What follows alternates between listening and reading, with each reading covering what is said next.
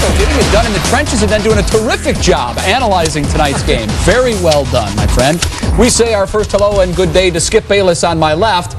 And the man who apparently keeps getting taller because he was just asked, can you lower your chair a little? You're towering over Skip Bayless, Jalen Rose. My chair has hydraulics. Yeah. You know, Jalen went LeBron on me yesterday. He won second and third down, but he faded in the clutch. Well, you know, it's funny you bring up LeBron because I have circled number 6 as the topic of the day. We will talk about LeBron and that supporting cast that you love so much. That's to come. Right now, though, we have to start, of course, with the Packers and the Cowboys. Jalen, let's get right to it. Who wins this football game and why? I'm taking the Dallas Cowboys. They're playing at home. They understand that they don't want to go to Green Bay and play the NFC Championship.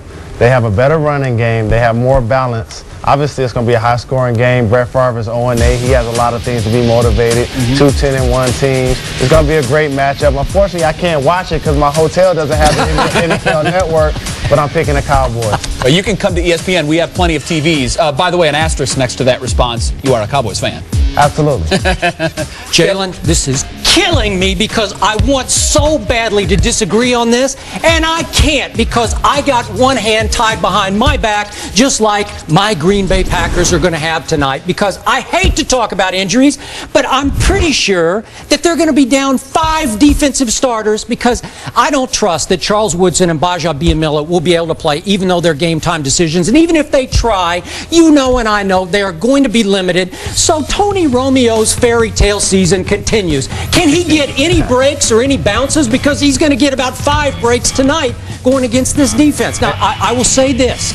I think the Packers, when healthy, top to bottom, are the better, a little better than Dallas. And I think they're playing at a little higher level. But again, this won't be a fair fight, even though, for once, the pressure isn't on Brett Favre. It's on the new Brett Favre because we have sort of prematurely, I think, proclaimed him Brett Favre, right? Well, I agree with you. Prematurely, we're at week 12. Well, I'm just saying, he's his second year as a starter, and now all I hear is he's the new Brett Favre, right? And Charles Woodson being a lockdown cornerback, they also going to miss him in the special teams game. Had a big-time punt return the last game when he actually hurt his big toe. And like you mentioned, KGB or Tony Romo scrambling outside the pocket. It's terrible. There's some really talented no-names on this defense, but they're down 2 defensive tackles and one of their safeties. Not fair. It's hypothetical, but neutral playing field, and if all teams are at full strength, do you think the Packers have the better football team? I like the Packers. And I know people haven't heard of a lot of them, but I've been checking them out, and they are really young talent. And watch Marion the Barbarian have a great game. Well, he might. Cowboys running the ball. He just might. I'm hoping against hope that those two,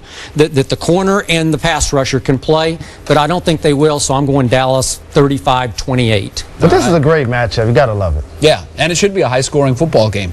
Brett Favre has never been able to win at Texas Stadium, which is a bit bizarre. He's 0-8 there, 0-3 in the playoffs. Skip, does history matter here? We've talked so much about that this week.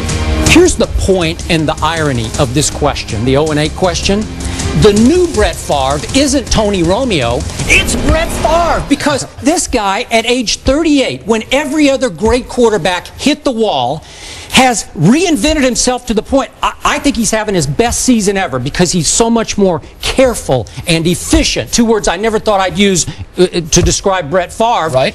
And again, when you step back from it, you say, I was around those Cowboy teams, the teams that went 8-0. The battle cry every week from the defensive backs was always, he'll throw it to you, just catch it. Meaning he'll throw you some wild 100-mile-an-hour fastballs. You just got to be ready to hang on.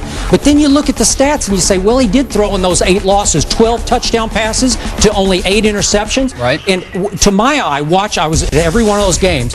I thought Reggie White always came up smaller than Brett Favre did. So I think the onus should be, because Eric Williams, the right tackle for Dallas, just owned Reggie White, so they couldn't stop Dallas. But Brett was always better than you think he was in the 0-8. All right. Now I get a chance to take off the mute button because Skip hogging up the topic. Sorry. At the end of the day, the great thing about being an athlete is you have to have a short memory.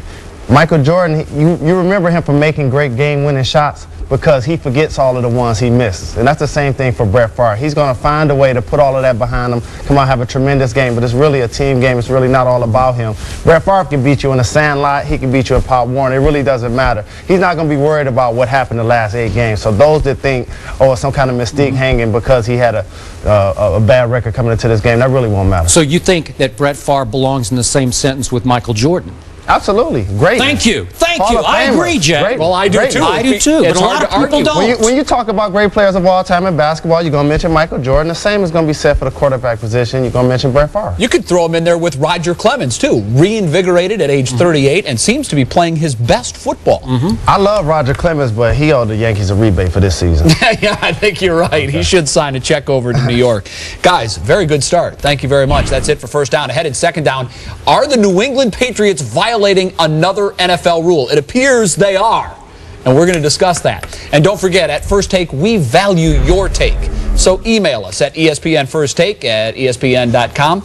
We'll read through some of them. I think a very good starting point here would be, who do you like to win tonight and why? We'll read through some of them as the show progresses. Dana, what else is coming up on today's show? Jay, we're going to talk some more NFL besides the teams that are playing tonight. We'll talk about the Vikings, their defense breathing new life into the Minnesota faithful.